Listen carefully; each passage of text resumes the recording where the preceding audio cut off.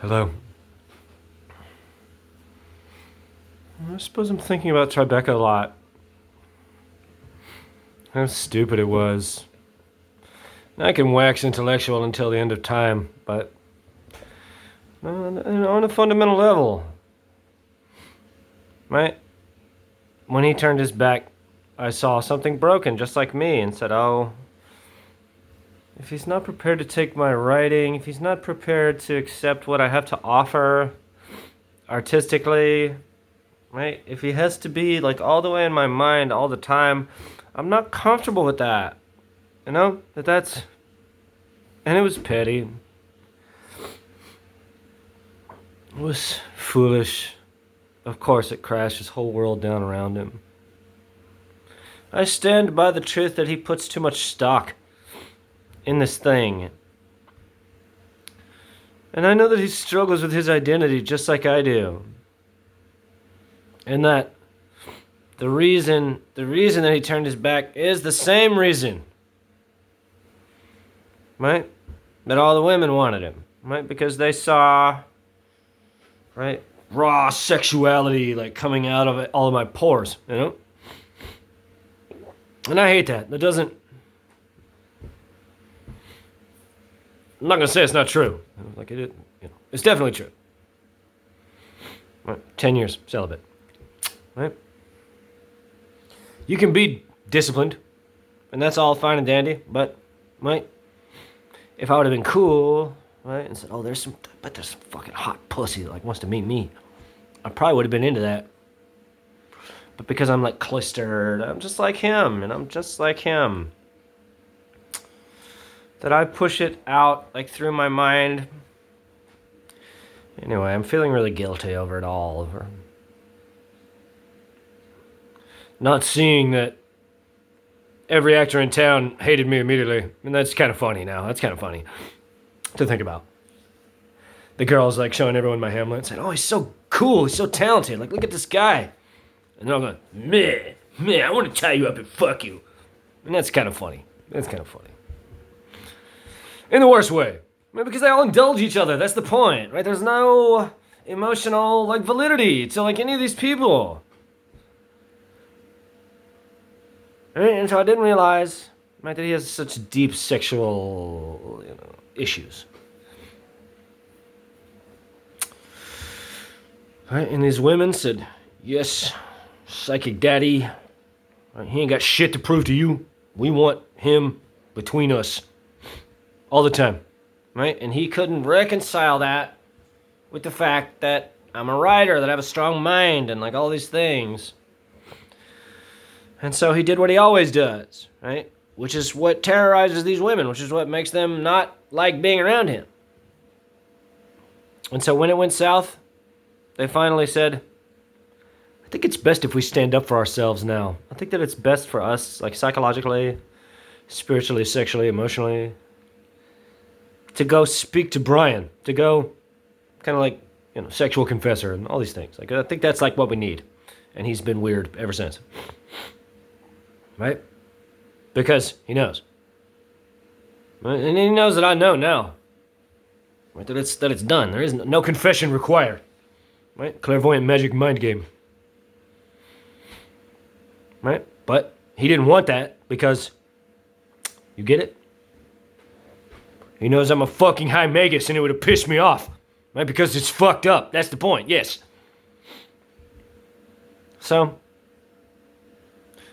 De Niro, I don't know what this, it's like, what does he tell people? Like, what is he, like, oh, like, oh, I gave him a shot. Like, no, that's kind of like a lazy answer, isn't it? Like, intellectually. Right? To have this guy write you all this material and, like, send you this scene and to watch him all this time and give him no guarantors, no assurances, and expect like your psychic mind power to like be enough, like that's like, I don't know, I don't see any validity in that intellectually, and I know we're coming like from different schools, right? Like as far as biological bullshit, like it's, and this is what they saw, right? And this is like where it's hard, it's like god damn. Fucking Hollywood, So we say that the area of Crowleyism has come to its natural and logical conclusion. And so what we mean is that everyone's indulged him, right? For sure, since Once Upon a Time in Hollywood, to have this harem of these women. To think about, like, Sydney Sweeney being 22, 23, Mikey Madison being 19 years old. Quentin struggling to reconcile, right? The truth that he cannot conceive with the truth that he's a weird guy that women don't like to be around, right? That's like, he doesn't really have much in the way of redeeming qualities, does he? Only in his mind. Right? Every morning is a new opportunity to reinvent yourself, to be at peace with yourself, and to be good in the world, and all these things. And so in that way, is it really so hard? Is it really so far-fetched for these women to see me, like, being good in the world and, like, working hard and being loving and genuine and saying, we want that. That's what we actually want. We can't, like, do the weird psychic bullshit anymore. No weird sexual shit anymore. Right? Healthy, sexually mature, psychologically mature. And again, I'm not interested in lecturing Los Angeles on metaphysics, though I suppose I have to. Right? That magic, right? It really has. It's been like white magic, black magic. That's like, and I know he hates that. And I hate phrasing it like that. Really, I do. I can't stand that. God damn, you know? But, right? It's like a psychosexual thing, right? Where I have, right, every reason in the world to give it to you, right? But I'm like a little guarded, you know, like I'm more on my feminine side, right? I mean, I don't have to say the other side, but it's, you know, it's a recipe for mental illness, you know, as far as unresolved psychological trauma and all these things. I do love him enough, right, to go to his house and have it be weird for a day or two. All these things. Only if he wants to be happy, like, with himself. Like, that's kind of like the point, isn't it? They're like, the women, they're gone. They're done. They're mine. That's done, right? And so you can be cool about it. You can be gracious about it. Or you can hold them against their will for 5 years and hate yourself and hate them the entire time. That's also his right, isn't it? Because I have no money, I have no resources.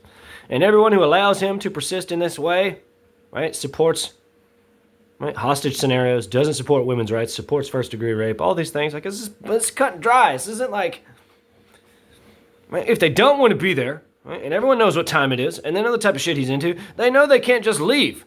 They know that it doesn't work that way. Especially if they have any sort of understanding about what he's been doing to me. So I wish that I was more sexual. I wish that it didn't all come out of my pores, you know, in that way. Because I could have relaxed and said, oh, this is about that hot piece of pussy I saw outside of the theater, isn't it? And said, okay, I'm cool. I'm a big boy. Right?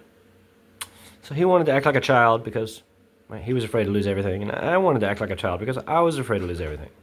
As far as being raw and naked and vulnerable, and I don't know how to operate any other way. Right? I can not talk about it, right? And so we approach it from, right, similar ways, you know, but different. Right? The bondage and, you know,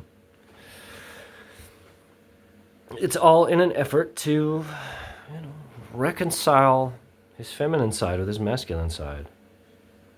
That I'm too feminine and he's too masculine, and this is why we have to come together. This is why we have to, right? This is why he has to fuck me in the ass, you know, like, and that's the joke, you know, but my point is that everything that he needed for the film, that he didn't realize that he needed, that he wasn't prepared to admit that he needed, they see in me. Present tense, yes. No, they didn't see it. Past tense, they see it. Present tense. Right? And so, this is the hard part. This is where it's like, right, that the spiritually appropriate thing, and this is the hardest part for him, was to let that girl who's outside of the theater fly straight to New York and spread her fucking legs for me, because that's what she wanted to do. Right? Right? And so that's a hard pill to swallow, Just say, oh, it's this young guy. Right? You get it? I cast Brad Pitt. Right? Me. Right? Elizabeth Debicki, Margot Robbie. Right? Am I saying that I deserve to, like, balance the psychological sort of resonance of Hollywood? I suppose that I need to. I suppose that this is beyond, like, what I want. Right? Is Margot Robbie fine? You know what I keep thinking about with her? Is how she kept talking about how she had a shrine to Jacob Elordi when they made Wuthering Heights. Like, what is that? Right? Do we understand magic? Right? Do we understand how this works? Who's that a message to? Who do you think? Right? The magic man at war with Quentin? You think? So fine. What feat? Huh? I mean, my point is that somebody turned her on. That's the point. Somebody showed her what time it is. Right? So, why shouldn't it be the guy who cast her as Sharon Tate? Right?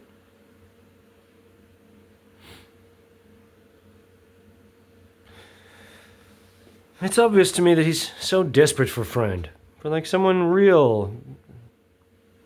That he can not worry about, like, the mask. Right? Everyone knows. It's not like, Leo DiCaprio. Like, come on, guys. This is... No, it's not funny anymore. It's not... Right? Like, how could you... Right? How could you be okay with that? Right? Seeing it for what it is. And Leo... God bless him. God bless him.